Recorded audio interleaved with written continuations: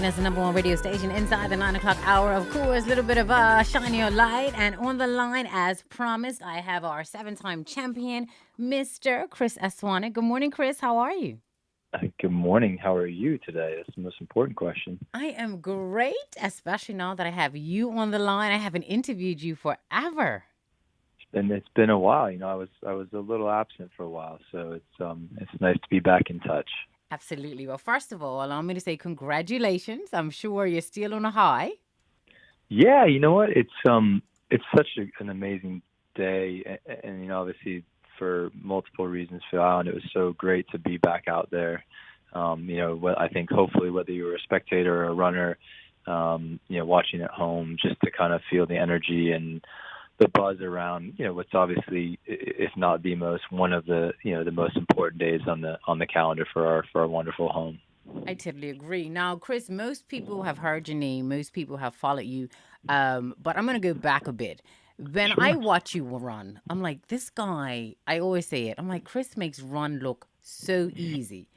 For those that didn't know, correct me if I'm wrong, but you used to train professionally or run professionally for Nike, correct?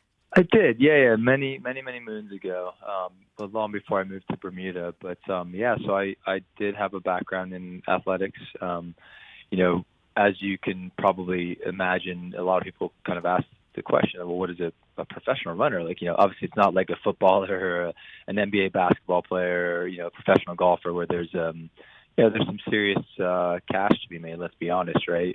Professional running is not a lucrative endeavor, but it's a passion, and it's something that I was privileged to be a part of.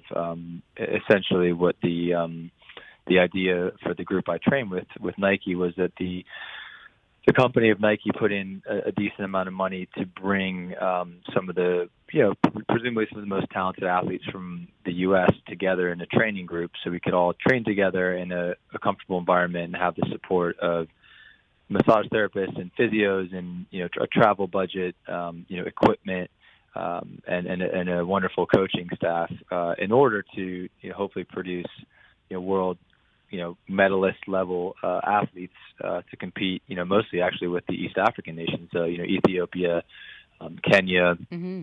have been dominating the Olympic podium for such a long time that it's been a while since a Western society has been able to do it. So that was the theory, and my generation of American athletes at the time, none of us produced the medals. But since we've all gotten old and have gray hair starting, there has been the new generation, the youngsters that have been able to do that, which is exciting, right? And I could go and talk about that forever, but part of that I think has to do with the comfortable lifestyle that Western society, has relative to some of the poorer nations around the world. It's much easier to, get settled into a job or a career or have access to, the types of finances that we have in our world. Whereas if you're, the son or daughter of a farmer in, the eastern part of Africa, there's not quite the same. There's not reinsurance. There's not, entertainment, industry like you're involved in, right? That is there waiting for you in a lot of cases. So I've been fascinated by that society for such a long time. I mean, to the point where these guys will win a marathon, like they might win the BMW Berlin Marathon. They literally win $100,000 BMW, and they put it in a garage for 10 years because they're scared if they start driving, they're going to get lazy. So they still, it's a lifestyle for them, right? And I think that edge that they bring is why their dominance has reigned supreme for such a long time. For those that have watched your career, or maybe they Mm-hmm. saw you run for the first time, because the last time you competed and won was 2015. That's when Yep. that was it. So you're Yeah, back that's right. in 2021. What do you have to do to stay, one, passionate and relevant? Yeah, this is a very good question. Thank you for asking. I think it is. I did mention it with the East African nations. It is a lifestyle thing, right? I mean, for me, generally speaking, when I'm healthy, going for a run every day or 6 days a week is like having a cup of coffee, right? It's something that almost I need at this point to keep my mind and my body sort of sound. So that's kind of just the get out of bed mentality and get myself going with respect to the competitive edge and the desire for continuing to try to produce good times and win. I'm a little different. I think I'm unique. I I retired from professional running when I was 26. So that was 15 years ago, right? Mm-hmm. So I moved here with no intention of really ever running again. And so for about a year I didn't run, and then I think the first thing I did was ran to some locals, and they're like, "Hey, you should come out to the National Cross Country Championships." And I went out and I did it, and there was a bit of a buzz, and then I kind of got like, "Oh man, maybe I do still like this," and the rest is kind of history. Where I got I saw the passion that the island has for the sport of running, and we're blessed, right? So here I am with my life's passion and the thing I'm probably at least the best at least athletically, and I have a wonderful platform to showcase that, right? Front Mm-hmm. Street Mile, International Race Weekend, the local running scene throughout the year, and then it's obviously May we'll call it May 24th. Let's call it Bermuda Day now, obviously, and I just feel blessed to have that. So I think I take a tremendous amount of pride in the product that I put out there when I'm running. But I guess the unique thing for me, and I've always said this, I'm never going to be what I was when I was a professional runner. So I was at the height of my game, Mm-hmm. call it 15 years ago. So anything I get extra is just, a blessing. And for me, my sort of, and it's going to sound really weird, but like my dream is that, whether it's next year, if I can stay healthy, or the year after, like that I'm still running, top level times, but basically that, one of these young bucks, or the existing regime of obviously Lamont and Sammy and these wonderful athletes that we have, come coasting by me and they run a great time, and I get my butt whooped, and then I can kind of say, all right, this was a good journey, and Right. the sport's in a really good space, right? Mm-hmm. Good spot where it takes a 107, 108, 109 type effort to win that race as opposed to 115, right? And it's not all about time, but I think that, in today's society, we'd love to see records being broken. We'd love to see, faster times. I mean, just, obviously Usain Bolt taught us that in track and field. I mean, the times he ran were superhuman, and Mm-hmm. a lot of people think they'll never be touched, but that was exciting, right? Society loves to see, more goals in football, right? I mean, the Ronaldos, the Messis of the world that are out there doing these incredible feats. So to me, that's kind of, I know it sounds kind of weird. I hope you understand where that comes from. It's Mm-hmm. really that I think that my job at this point is to be a helper, right? And Gage Miners, who's I think I've said it a few times in different interviews. I put him down as Bermuda's best runner. He was tempted to jump in, I know, on Friday, but he's got some fantastic races ahead of him this summer on a U.S. Track circuit. So scientifically, it didn't make sense for him because he's doing some shorter distance runs. But you take someone like him. I mean, here I am, this 41-year-old guy that's kind of a has-been, and he's a 25-year-old, eager, young, ambitious, Mm-hmm. incredibly intelligent young man. And he reached out to me because effectively he was stuck here during COVID, right? I mean, he belongs with a training group somewhere to enhance and maximize his abilities. But he made, whatever it's saying, he made lemonade out of lemons, and has become an incredibly strong athlete over the last year through COVID. And we did that by, I think, I'm proud of it. We worked together. We were kind of held each other accountable. I brought certain skill set to the table. He brought his, and it was a really good match. So that's an example of how I feel. Maybe it's a romanticized view of the world, but I believe that we all are, we all have our gifts, and if you can use them, especially in a helping capacity when you're in the twilight of your career, as I know Mm-hmm. I am, how beautiful is that, right? I agree. I normally don't go out to watch the runner. So this year I went out, and all I wanted to see was, you, Lamont, and a few others. So it was this Mm-hmm. gentleman sitting in front of me, and I was watching the runners, but I also had my cell phone, and I was watching it live as well because I didn't want to miss anything. So this gentleman says, Awesome. I am up. He said, I go up to National Stadium. You have to see Chris Estwanik train. I don't know if he does anything different, but this guy trains rain, blow, or shine. He said, I'm dumbfounded that he just doesn't lose his passion for running. Yep. Yeah, and I think that's a fair point. A sport like running, it's not glamorous. I mean, we get to showcase all the runners on a day like last Friday, but most of the time you're by yourself. It's a slog. No one's watching you. You could easily slack off, right? And I think, it does take a certain breed of person to be an endurance athlete.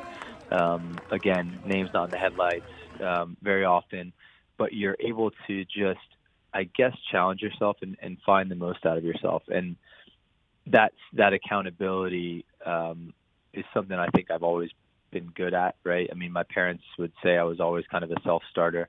They certainly had a huge role in guiding me towards things that I wanted to accomplish. And when I said that I want to do something, they certainly helped hold me accountable. But for the most part, it is. It's a kind of a simple sport in that you get out of it what you put in, right?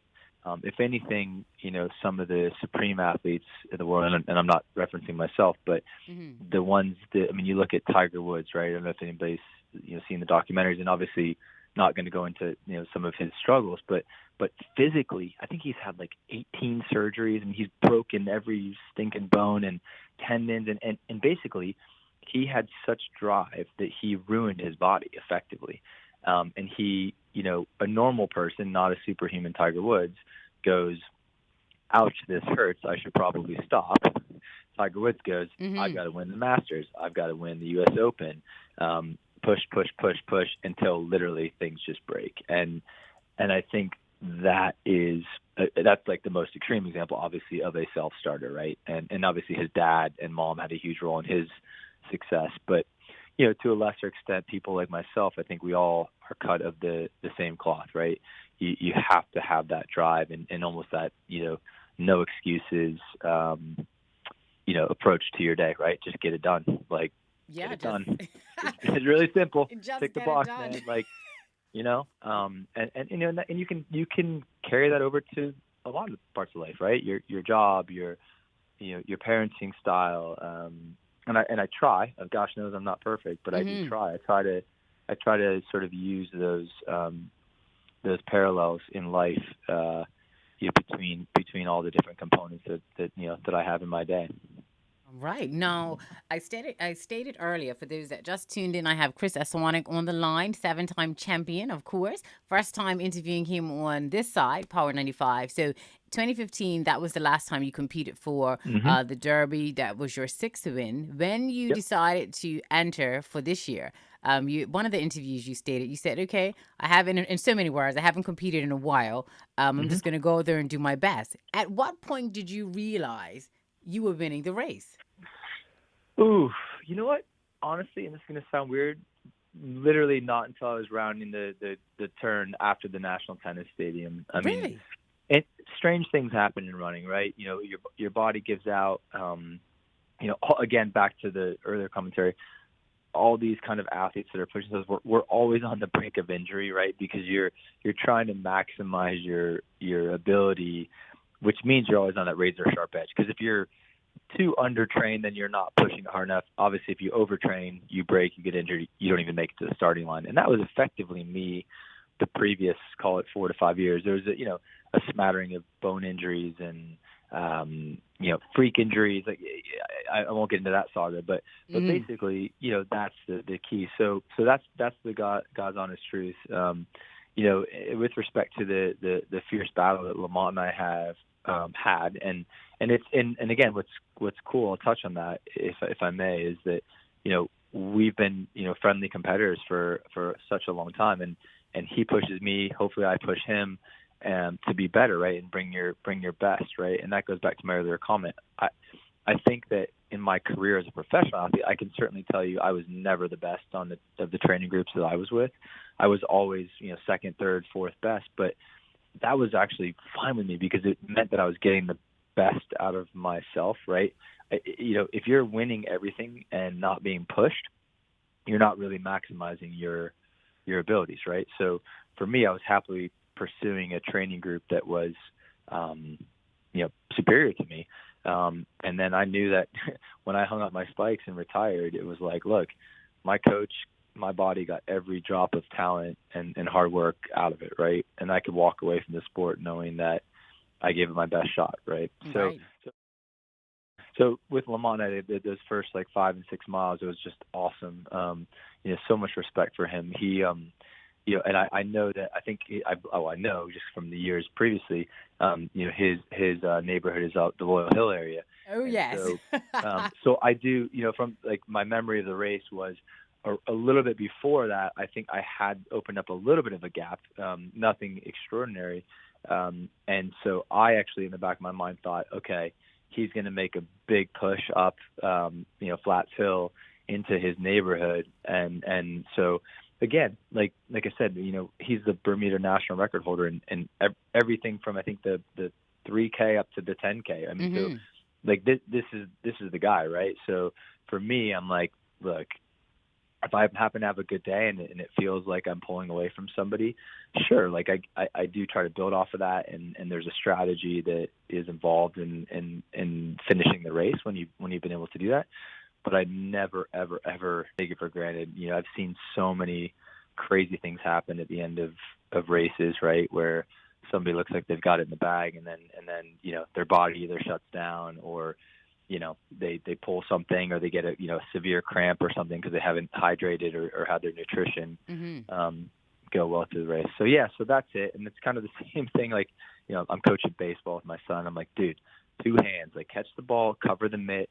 None of this hot dog stuff, like you're a little 9-year-old punk, like don't, you're not a professional Right. Major League Baseball player. So I think that my approach has always been to do it right, push all the way to the end, and never, again, I just said never hot dog it, never take for granted that you've got the race won, because it ain't over till it's over, as the saying goes. Absolutely. Well, I had So some people email me and send messages, and the premise is ask Chris for those that would like to start running, maybe not necessarily at a competitive level, but mm. what does one have to do to start, running? Do you start running a mile a day? How does it work? Yeah. So two things. I mean, yes, it's a process, and some people. I mean, there's a program here in Bermuda. I believe it's been running now for a number of years, called Beat the Couch, Mm-hmm. and it's a local nutritionist that runs it. I don't know if you know Catherine, but she's been involved, and that's truly, it is what it is, right? It's like, I think it's called Couch to 5K series. So it's like, you find somebody that literally, and again, I'm the joke of a couch potato, right? But they Right. want to then eventually be able to run a full 5K. And so it's a program that like pushes people to do that. So whether you do that, formally with a commitment to a group like that, or you do it by yourself, yes, it's a process. But I think that what I would say is maybe for people that are interested in this, find a like-minded person, or a person that's in the same position, and buddy up, because again, that accountability and having someone that will make sure you meet up to do your, like you said, say the first time might be a half-mile run. It might be that you run from your mailbox to, the neighbor's mailbox 2 doors down, and that's it, right? And then you walk for a bit. It's all about process, and actually, if anything, you can't increase too quickly, or you do get injured. Mm-hmm. So it is very much of a process, but and it's lifestyle, right? I mean, gosh knows we're all busy. We're all being asked, particularly during these times, to do more with less.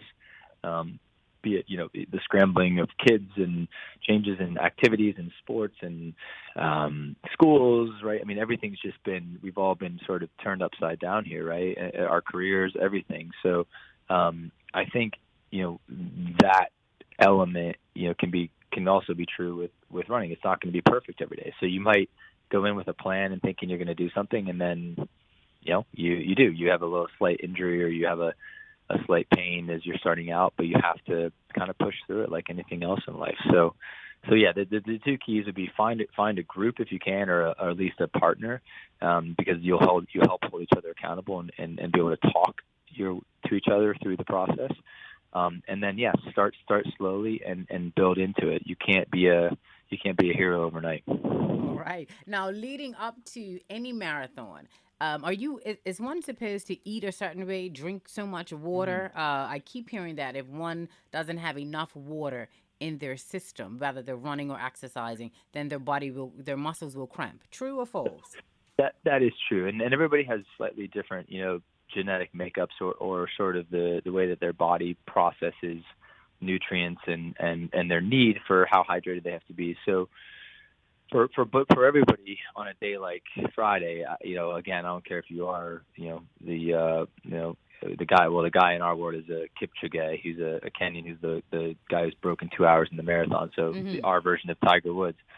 Even if you're him, he has his. It is science at the end of the day. So in a day like Friday, it's so hot, you have to hydrate. So for me, before a race, and you're right, it's not just like on the morning of or the day during the race. It's the night before. It's even the kind of the week of. You should be carrying around a bottle of water. Hydrating. Yes, you're going to have to go to the bathroom a lot more frequently because of it, but it's just keeping that body almost like topped up, right? You're ready to go at any point. I think there's a bit of a misconception on carbohydrates. So Mm-hmm. the typical sort of running community thing used to be like, oh, we're gonna have a pasta party the night before a race, right? And everybody just loads up on carbohydrates, but there's so much sugar that oftentimes what happens there is you bonk. So yes, do I have a pasta meal the night before a race? Absolutely, I have rice or pasta, but I also have a nice piece of fish or a piece of chicken with it, and a salad, some vegetables to bring that into the equation. So it's there are some misconceptions out there that if you just picked up a running blog or something that may not be correct. Mm-hmm. But there's a wealth of knowledge. I mean, like everything else out there, the internet, is a wealth of knowledge, and you can find out and research your way to to some different ideas. And there's also, you can experiment with it, right? I mean, Mm-hmm. you can figure out what works for you. And someone said to me like, oh, what running shoes do you wear? I'm like, well, I happen to wear Nikes. I'm that was the shoe I've run in since I was 15 years old when I first started running. And it works for me, but I would never say you should wear Nikes because your foot shape might be completely different. The way you strike, when you hit the ground might be completely different. So you might actually be Adidas, and not Mm-hmm. only Adidas, but you might be this particular shoe in Adidas because of the shape of the shoe and the support structure involved in that shoe. So there's no one size fits all, I guess, is my point, Yeah. with saying that. And so people, as they have the courage to start doing this, don't be afraid to ask questions to people in the community. I mean, that's the thing I can't say enough of. I mean, and whether it's me or anybody that does these races, they are so excited to talk about it. Like we're like running dorks, right? Like we don't this is our passion. And again, we're not footballers and we're not American football players or basketball players, making millions of dollars, right? We do this because we love it, and yet we have this wealth of experience and knowledge that we can help some of the beginners that are interested in picking up the sport. So for you, which is better, coming out of St. George's or coming out of Somerset? Oh man, that's a tough question. All right, so okay, I'm just gonna say this. So I first ran the race in my 20s. I guess I was 28 the first year I ran it. And I did that for the first 5 times I won it out of the West. And so I became comfortable with that course, meaning, the familiarity. I knew when it was going to hurt, where it was going to hurt, which hills were the more challenging, where the crowd support was largest, so I could almost count on that as a big pick-me-up if I was feeling a bit lousy.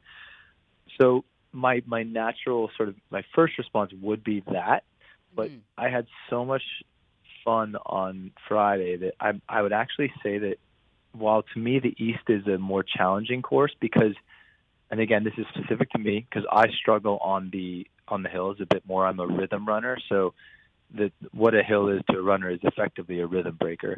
So because the hills are longer, it's not necessarily a hillier course out of the East because obviously, as we know, coming from the West, we have plenty of hills as well, coming up Burnt House and all that. But for me, the length of the hills coming out of the East is a bit more problematic for someone with my running style. So I find it more challenging out of the East, but man, like some of my most incredible memories, particularly this one. This one was sweet. It was my slowest time by almost a minute and a half, I Really? think. But it, of all the other six, but it was so much fun. Like it's just, and it almost was like for me, it was almost like a. I mean, not to like steal LL Cool J. Like I'm not going to go and say, "Don't call us a comeback," whatever. But it's like, it felt like, for me, it felt like I came back to life a bit, Yeah. because it's been, again, and I've said this also a couple times. How in life, like when you're going through like a really good patch, you may not appreciate it, right? So Mm-hmm. did I take it for granted year after year that when I went out there and was winning and having so much fun doing it? Did I, in the back of my mind, did I think I was going to be able to do it the last, I guess I missed 4 races, or so 5 years, because we all missed last year. Did I think I was just going to keep on doing it? Heck yeah, right? Because you never think your party's going to end, right? Right. But it does, and that's probably why this one was the sweetest, because I just have a renewed appreciation for it. And I've got a nearly 12 and nearly 10-year-old that also got to see it, and I think they'll remember this one. They were pretty young the last times that I did it, so that's also a lot of fun, right? They've been able to see the process. They've been able to see Daddy kind of never give up and keep his goals, and so for me, that's the other reason why honestly this one was my favorite. Did you, when you were running, could you feel the energy from the crowd? Because people were screaming and shouting. I mean, and I'm always wondering, when you're running. Yes, I mean, some people run with earpods in earbuds, but can you, if you don't have music playing, can you feel the energy? Does the energy from the spectators keep you going, give you a little bit more motivation to get over the hill? To be honest with you, it's 100% the reason why I come out and want to do that. It is the crowd. So absolutely. What I can say is I don't. People say, "Oh, did you see me? Did you hear me?" I'm like, yeah. To be honest with you, I can tell you, I remember seeing my best mate, one colleague, the premiere, because he was so present. He kind of, if you notice some of the pictures, he was kind of coming out right by corkscrew. He almost was like. It was almost like coming out and touching the runners in Right. in a socially distanced way, just to be clear.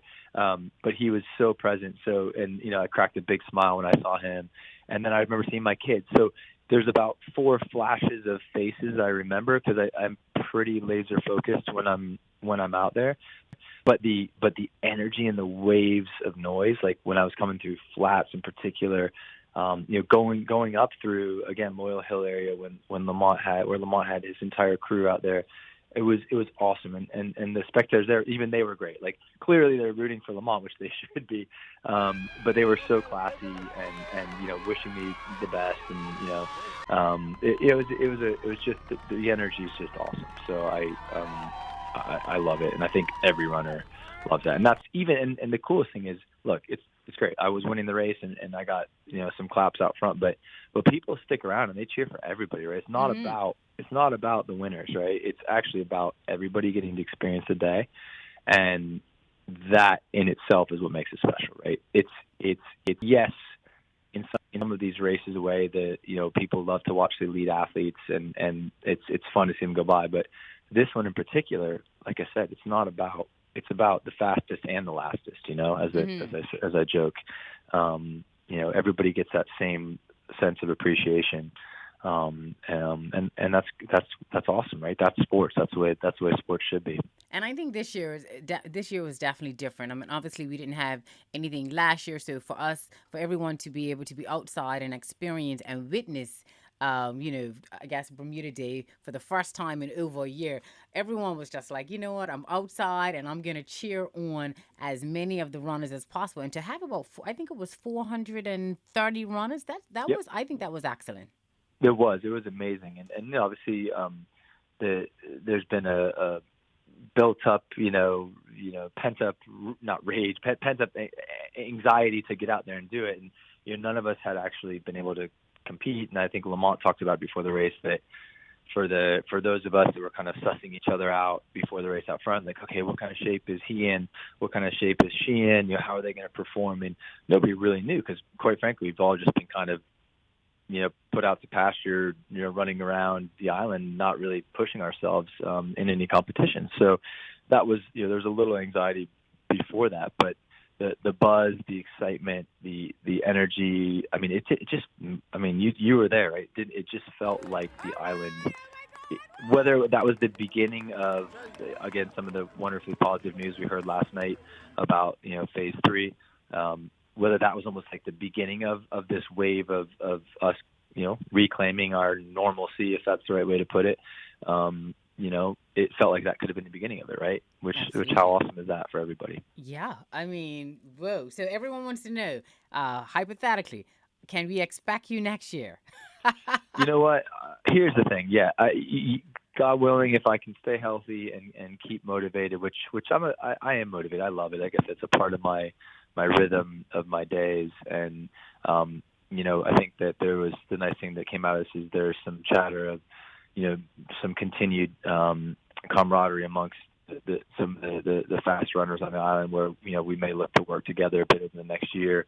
I think Lamont's hopefully targeting the Commonwealth Games. Dage is certainly.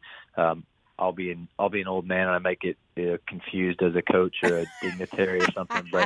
But even I'll be 42. But even I would love. I'm only a couple seconds away from hitting the time standards for the Commonwealth Games. So if I'm able to stay healthy, so how fun is that, right? And I've always said, we're a small country, but we do punch above our weight in with respect to sports, right? And we've got the Flora Duffys of the world, and Tyler Smith's been killing it, and Tyler Butterfield for years, and all of our swimmers, and there's obviously some tremendous individual athletes that are part of the team sports as well, and our teams are punching above their weight with the footballers, and so it's awesome, right? We've got a great energy, and anything I can do to still be a part of that, even in my my, like I said, my twilight years. Like, look, I'm going to ride this wave as long as I can. I definitely wish you the best. I have one question for my listening audience that did not remember. March the 19th, did you run a marathon in a business suit? Yeah, 2017. So it's a good story. That was actually a bet over literally, because I was not going to run a fast time. I was in good shape, but my buddies here, they're a bunch of knuckleheads. They said, dark and one dark and stormy. That's truly the bet. It was one drink. I bet you can't break the world record for fastest half marathon in a suit. And I'm not one to back down from the challenge. So mission accomplished, and I went and did it. And I have the war wounds to prove it. It wasn't a comfortable running attire. Let's just put it that way. Oh my goodness! So for those of you that haven't seen the article, just type in Chris Estwanik's name and it comes up. Dude in business suit crushes NYC half in a record time. So you ran a half marathon in a 2-piece business suit. You got it. And sneakers. And sneakers. Yeah. No dress shoes. I think my feet might still be in the hospital if I had done it in dress shoes, but that is a classic. I'm sure that's going to go down in history. Has anyone done that since? I think there's been a few guys that have attempted it, and again, like all records, it'll get broken. And for me, I did it kind of, it was for a laugh, and then it just kind of went viral, and like all these things, right?